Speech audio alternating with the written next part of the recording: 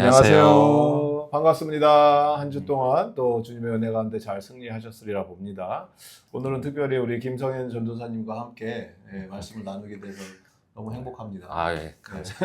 불러주셔서 감사합니다. 네, 이번 주에 10편, 49편에서 54편의 말씀을 묵상하셨을 것이고, 특별히 오늘은 10편 51편의 내용에 대해서 우리 성현 전도사님께서 또 은혜 나눠주시도록 하겠습니다. 네. 네, 제가 그럼 먼저 시편 51편을 우리 함께 읽어보도록 하겠습니다. 세 번역으로 읽겠습니다. 하나님, 주님의 한결같은 사랑으로 내게 자비를 베풀어 주십시오. 주님의 크신 긍휼을 베푸시어 내 반역죄를 없애 주십시오. 내 죄악을 말끔히 씻어 주시고 내 죄를 깨끗이 없애 주십시오. 나의 반역을 내가 잘 알고 있으며 내가 지은 죄가 언제나 나를 고발합니다. 오직 주님께만 나는 죄를 지었습니다. 주님의 눈앞에서 내가 악한 짓을 저질렀으니 주님의 판결은 옳으시며 주님의 심판은 정당합니다. 실로 나는 죄 중에 태어났고 어머니의 태 속에 있을 때부터 죄인이었습니다. 마음속에 진실을 기뻐하시는 주님, 제 마음 깊은 곳에 주님의 지혜를 가르쳐 주셨습니다. 우슬초로 나를 정결케 해주십시오. 내가 깨끗하게 될 것입니다. 나를 씻어 주십시오. 내가 눈보다 더 희게 될 것입니다. 기쁨과 즐거움의 소리를 들려주십시오. 주님께서 꺾으신 뼈들도 기뻐하며 춤출 것입니다. 주님의 눈을 내 죄에서 돌리시고 내 모든 죄악을 없애주십시오. 하나님, 내 속에 깨끗한 마음을 창조하여 주시고 내 속을 견고한 심령으로 새롭게 하여 주십시오. 주님 앞에서 나를 쫓아내지 마시며 주님의 성령을 나에게서 거두어 가지 말아 주십시오. 주님께서 베푸시는 구원의 기쁨을 내게 회복시켜 주시고 내가 지탱할 수 있도록 내게 자발적인 마음을 주십시오. 반역하는 죄인들에게 내가 주님의 길을 가르치게 하여 주십시오. 죄인들이 주님께로 돌아올 것입니다. 하나님, 나를 구원하시는 하나님, 내가 살인죄를 짓지 않게 지켜주십시오. 내 혀가 주님의 의로우심을 소리 높여 외칠 것입니다. 주님, 내 입술을 열어주십시오. 주님을 찬양하는 노래를 내 입술로 전파하렵니다. 주님은 재물을 반기지 않으시며 내가 번제를 드리더라도 기뻐하지 않으십니다. 하나님께서 원하시는 재물은 찢겨진 심령입니다. 오 하나님, 주님은 찢겨지고 짓밟힌 마음을 멸시하지 않으십니다. 주님의 은혜로 시온을 잘 돌보아 주시고 예루살렘 성벽을 견고히 세워주십시오.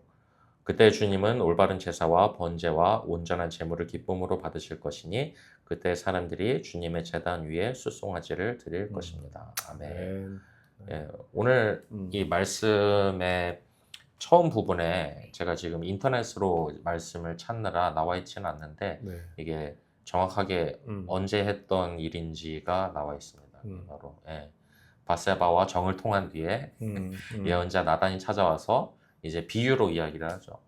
비유로 이야기를 했는데 그게 바로 당신이다라고 이제 다윗에게 정확하게 무슨 죄를 지었는지 찝어냈을 때에 그때 옷을 찢으면서 하나님 앞에 회개하는 마음으로 드렸던 시가 바로 시편 51편이다라고 이야기를 합니다.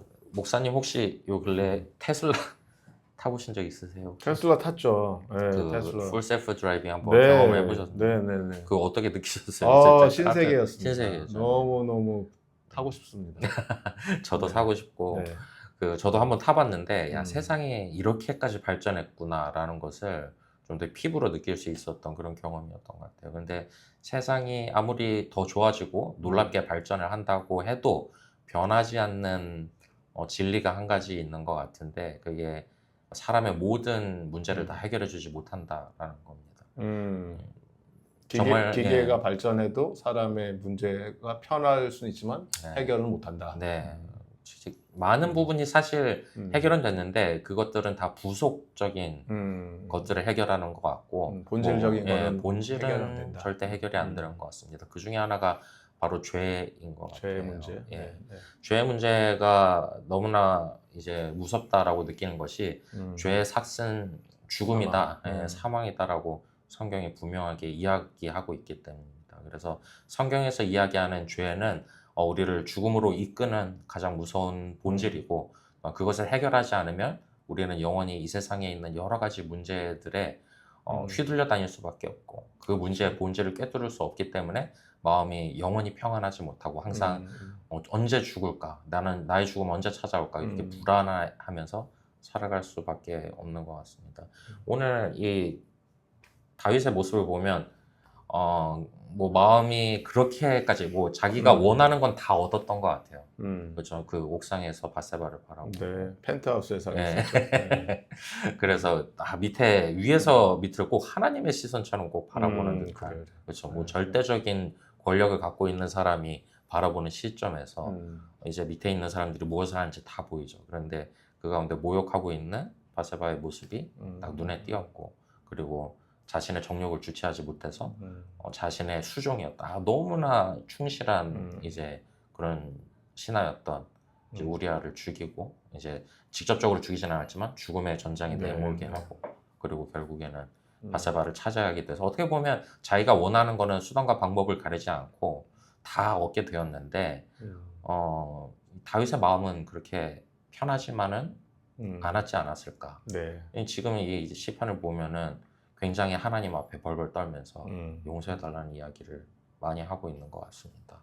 그래서 우리들이 아무리 모든 것을 다 가질 수 있다고 해도 결국에는 이 죄의 사건들, 우리를 사망에 이르게 하는 이 사건을 해결하지 못하면 결국 아무것도 해결할 수 없다라는 것이 이 51편 전체에 나와 있는 이야기인 것 같습니다. 네. 그래서 다윗이 이제 하나님 앞에 이제 그 문제를 해결하기 위해서 이제 헤세드, 은혜를 구하고, 그 다음에 라함이라는 단어가 나오거든요. 이제 뭘까요? 목사님이 이제 이 언어 쪽에 굉장히 너무나 공부를 오래 하셨기 때문에 잘 아시겠지만은 긍휼이라는 단어라고 합니다.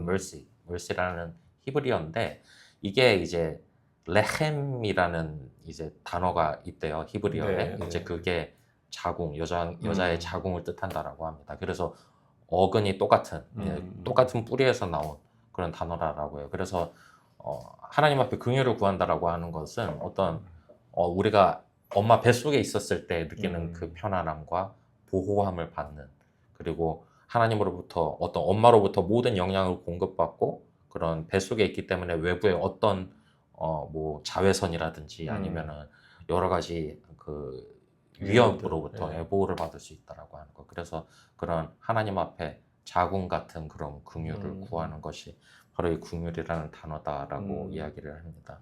그러면서 동시에 5절의 이야기도 하죠. 나는 죄 중에 태어났고 어머니 태 속에 있을 때부터 죄인이었습니다 라고 이야기를 하는데, 하나님께서 내가 꼭 엄마 뱃속에 있었을 때의 그런 보호함의 긍휼을 구하면서도 그 당시에서부터 나는 죄인이었고, 네. 하나님의 보호를 받고 하나님께서 나를 만드실 때부터 나는 죄인이었다라는 고백을 하게 되는데, 저는 이게 되게 놀라운 고백인 것 같아요.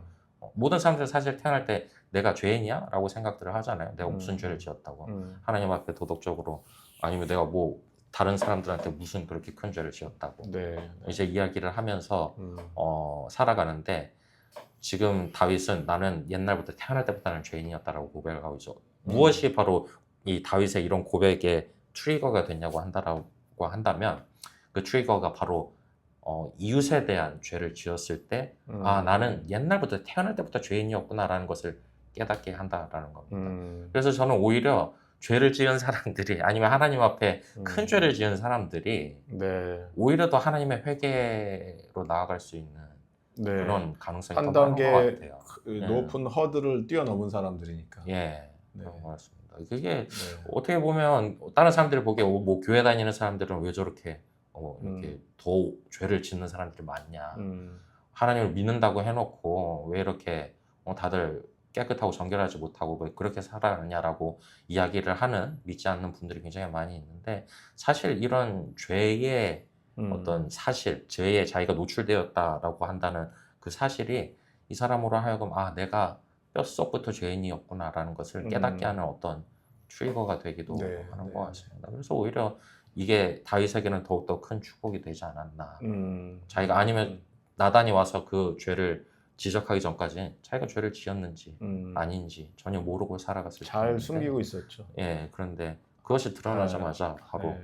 이렇게 깨닫게 됐다라는 네. 거죠. 하나님이 다윗을 얼마나 아끼고 사랑하셨는지 맞습니다. 거의 완벽 범죄에 가까운 이제 아무도 모른다. 내가 예. 완전히 다 처리했다라고 그러니까요. 하는 순간 쟤 저렇게 되면 큰일 나겠다. 그래서 나단을 보내셔. 네. You are the man. 이렇게. 예. 네가 하는 바로 순간, 너다.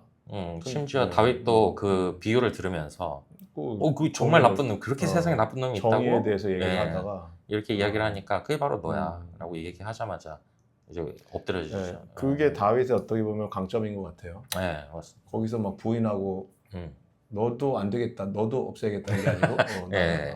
맞습니다. 바로 꼬꾸라질 수 있는 능력. 네. 그래서 죄의 인지, 죄의 무게감에 자기가 그것을 견디지 못해서 하나님 앞에 엎드릴 수밖에 없는 그 상황이 어떻게 보면 전사님 말씀하신 대로 큰 축복이다. 네. 그래서 이제 다윗이 11절에 이렇게 이야기를 해요. 얼마나 두려웠는지 그렇게 나단에게 자신의 모든 죄악들이 다 하나님 앞에 드러나게 된 그 일을 겪고 나서 성령을 거두지 말라라고 이야기를 합니다. 그게 근데 이제 전사님도 성령파 출신이시니까 예. 이게 신학적으로 가능해요? 그러니까 구원받은 백성이 성령님이 이렇게 오셨다가 왔다 갔다 이렇게 하실 수가 있나? 아니 성령은 저도 신학적으로 만일에 풀자면은 네. 믿는 사람에겐 성령이 거하고 그리고 믿어서 하나님께 구원을 얻은 백성들은 예수 그리스도 이름으로 구원을 얻은 백성들은 그 성령이 거두어질 수 없다라고 이제 저는 그렇게 배웠었던 것 같습니다. 네. 그래서 거두지 말아달라고 하는 이 다윗의 고백은 신학적으로 보았을 때 뭐 이제 다윗의 말이 뭐 다 옳고 다윗의 고백이 신학적으로 다 올바르고 이제 이런 거를 뜻하는 게 아니라 그 정도로 지금 다윗은 갈급해 있고 하나님 앞에 용서를 받고 싶어하는 어떤 그런 죄악에 지금 자기가 둘러싸고 있는 이 절망적인 상황을 지금 이야기하고 있는 것 같습니다. 죄의 영향력 아래 노출돼서 신음하고 있는 네, 그런 표현들이 이런 식으로 절박한 마치 표현. 내가 그 다음 구절이 그렇지만 내가 받은 구원조차도 잊어버릴까? 잊어버릴 것처럼 두려운 그러니까 죄를 지면 안 되겠네요. 네, 맞습니다. 그래서 네. 죄를 짓게 되면은 신학적으로도 다 엉클어지는 것 같아요. 하나님의 뭐 신학이라고 얘기하면 좀 어려울 수는 있겠지만 하나님의 진리, 하나님의 본질, 하나님의 진심이 저희들이 오해를 낳게 되는 거죠. 무서우니까. 이러다가 내가 잃어버리면 어떡하지? 내 그러니까 구원을. 죄가 들어오면 하나님을 바라보는 우리의 어떤 시야 자체도 흐려지고 네, 그분의 올바르게 은혜와 아까 얘기했던 헤세드나 라켐이나 이런 것들 자체가 이렇게 점점 희미해지는 네, 그것만큼 두려운 상태가 없는 거죠. 맞습니다. 예. 다윗이 약간 그런 상황인 그런 거죠. 상황인 네. 것 같아요. 그래서 그런 상황에 이야기한 고백이 성령을 거두지 말아달라라는 이야기지. 이게 성경에 이대로 쓰여 있다고 해서 이게 그냥 그대로 신학적으로 된다는 게 적용이 아니고. 되어질 수 있다라는 이야기는 아닙니다. 대신에 지금 굉장히 다윗은 죄악에 대해서 심각하게 생각하고 있는 거는 맞는 것 같습니다. 네. 그래서 혹시나 행여나 내가 지은 죄 때문에 내가 마음속에 있는 어떤 하나님을 향한 구원의 계획들이 망가지는 거 아닌가라는 두려움에 이제 빠졌다라는 거죠. 그래서 지금 이 이후에 하나님 앞에 다윗이 간구를 하는 것이 있는데 그 다음 바로 12절에 나옵니다. 주님께서 베푸시는 구원의 기쁨을 내게 회복시켜 주시고 내가 그리고 그 구원의 기쁨을 지탱할 수 있도록 유지할 수 있도록 자발적인 마음.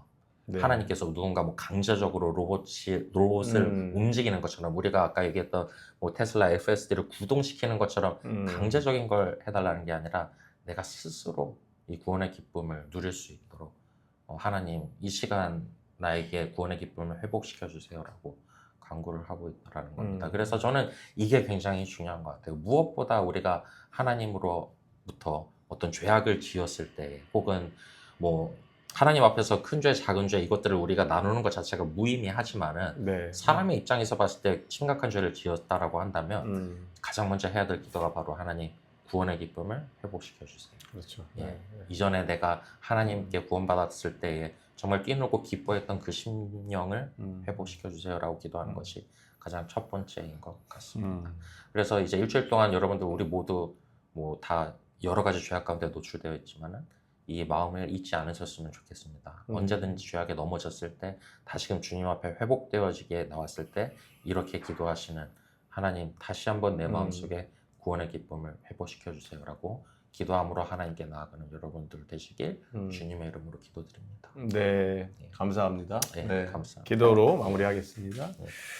하나님 그렇습니다. 다윗의 고백 시편 51편의 말씀을 묵상하면서 주님께서 기뻐 찾으시는 그 심령은 받아주시는 재물은 우리의 찢기고 상한 심령, 그 심령을 주님께 있는 그대로 가져올 때 주님께서 우리의 짓밟힌 마음을 멸시하지 않으시고 은혜를 베풀어 주심에 감사드립니다. 아멘. 다윗의 고백처럼 우리가 주님 앞에 죄를 지었을 때 그것을 가리거나 숨기거나 무서워서 도망치는 것이 아니라 하나님 앞에 꼬꾸라지고 엎드려져서 주님과 함께 다시 한번 그 죄의 문제가 해결이 되고 구원의 기쁨이 회복되는 것을 경험케 하여 주시옵소서. 아멘.